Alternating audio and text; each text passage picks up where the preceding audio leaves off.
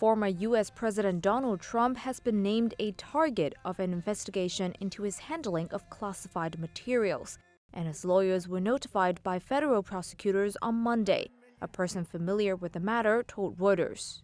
The notification does not necessarily mean Trump will be charged. People are alerted so that they have a chance to present their own evidence before a grand jury. The news of the notification surfaced 2 days after Trump's legal team met with Justice Department officials to discuss the case. The lawyers could not be reached for comment, and the Trump campaign did not respond to a request to comment.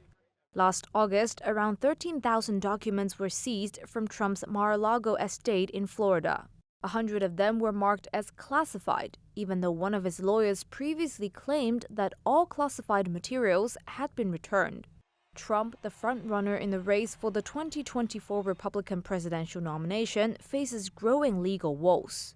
He's being investigated for allegedly trying to overturn his election loss to Democrat Joe Biden in 2020. He was also recently fined for sexually abusing former Elle magazine columnist E. Jean Carroll and defaming her by calling her a liar.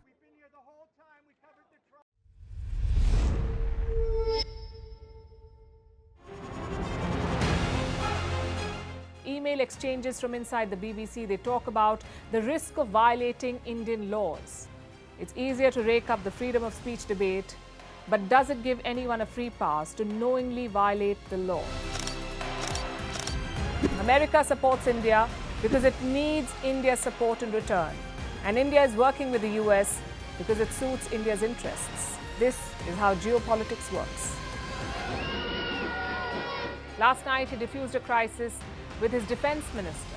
But today, Netanyahu was confronted with a new problem. His cabinet seems to have rebelled against him.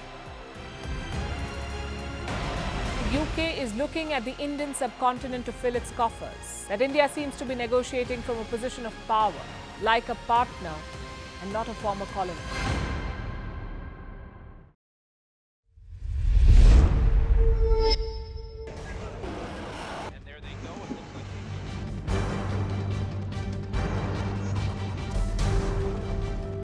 The US and Russia are dangerously close to an armed conflict.